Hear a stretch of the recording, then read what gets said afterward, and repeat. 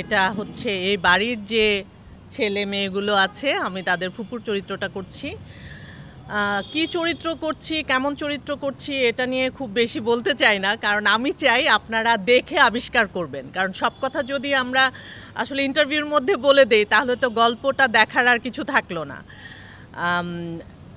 আর এর বাইরে আমি একটু বলতে চাই, সেটা হচ্ছে কিছুদিন আগেও, মানে আরও 2-3 বছর, 4 বছর, 5 বছর ধরে একটা কমপ্লেন সবসময় শুনতাম যে খুব ছোট ছোট নাটক হয়, 2-3 জন আর্টিস্ট, কিছুই ফ্যামিলি কিছু থাকে না, দেখতে কেমন যেন লাগে, একটু দেখি, দেখার পরে নাটকটা শেষ হয়, তারপর ভুলে যাই যে গল্পটা এই ছিল।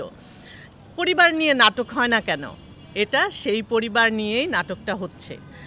আমি স্পেশালি মোস্তফা কামাল রাজকে ধন্যবাদ দিব এজন্য যে উনি চিন্তা করেছেন যে আসলে এই ট্রেন্ডটা ভাঙা উচিত, যে 2-3 জনের নাটক, শুধুমাত্র ফোনে কথা বললাম, হাই হ্যালো বাবা বাড়িতে আছে, এরকম একটা গল্প হবে।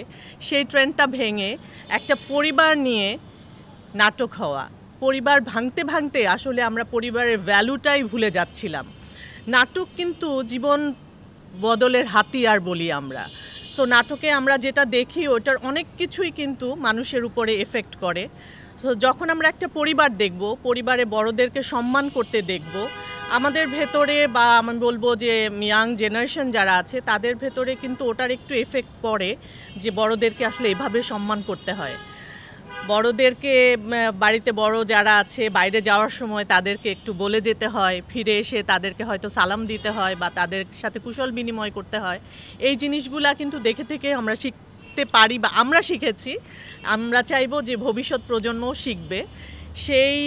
সেজন্যই পরিবার নিয়ে গল্প তৈরি করা, এবং মোস্তফা কামাল রাজের এটা একটা বড় প্রজেক্ট। বড় প্রজেক্ট বলতে আমি বলছি না যে এটা অনেক লেন্দি, অনেক লম্বা নাটক হবে, সেরকম না। যতটুকু হবে খুব সুন্দর করে, অনেক বড়সড় আয়োজনে আমরা অনেক আর্টিস্ট মিলে কাজটা করছি, এবং পরিবারের যে একটা ভ্যালু, সেই ভ্যালুটা আমরা দেখাতে চাই। আপনারা সবার মাঝে ছড়িয়ে দিবেন এই নাটকটা দেখার জন্য। সবাই যদি দেখে এবং একটুখানি ভ্যালুজও শিখে এই নাটকটা দেখে, আমার কাছে মনে হয় যে এই নাটকটা সার্থক হবে। পাশাপাশি আমরা যারা অভিনয় করেছি এই নাটকে, আমরা সবাই সার্থক হব। ফুপু আসলে গল্পে কি করে তা জানার জন্য গল্পটা, নাটকটা দেখতে হবে, যে ফুপুটা আসলে কি করে, বা এই বাসায় ফুপুটা কেন। সো আমি এই জন্য সবাইকে বলবো যে গল্পর কোনো কিছুই আমরা এখন বলবো না, গল্পটা আপনারা দেখবেন। খুব শিগগিরই গল্পটা রিলিজ হয়ে যাবে, আমরা কাজ করছি পুরোদমে। আপনাদের ভালো লাগবে এতটুকু এনশিওর করতে পারি।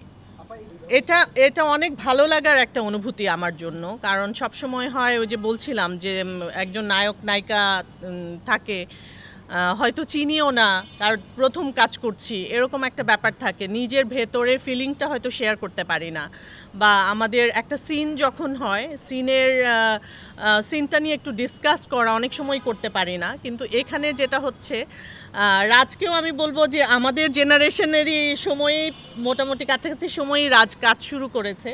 সো ও কিন্তু বোঝে যে আমরা কিভাবে বলতে চাই, কীরকমভাবে আমরা আমাদের অনুভূতিটা প্রকাশ করতে চাই। সো এই শেয়ারিংগুলো যেমন রাজের সাথে শেয়ার করতে পারি, তেমন আমাদের কোয়ার্টিস্ট মিঠু আপা আছে, নাদের ভাই আছে, দিনার সাথে তো আমি একসাথে, আমরা দুজন একসাথে প্রচুর নাটক করেছি। আর সাজ্জাদ বা বাসার, ওদের সাথে নতুন করে কাজ করছি। সবার সাথে এই যে মাল্টি জেনারেশন, আমার কাছে মনে হয় যে শেয়ার করা, ওদের কাছ থেকে আমি অনেক কিছু শিখি, এবং বড়দের কাছ থেকেও আমরা শিখি। আমাদের এই যে কম্বিনেশনটা, এটা আপনারা দেখতে পারবেন নাটকটা যখন অন এয়ার হয়, তখন আপনারা বুঝবেন যে আসলে কত সুন্দর একটা কেমিস্ট্রি তৈরি হয়েছে সবার মাঝখানে।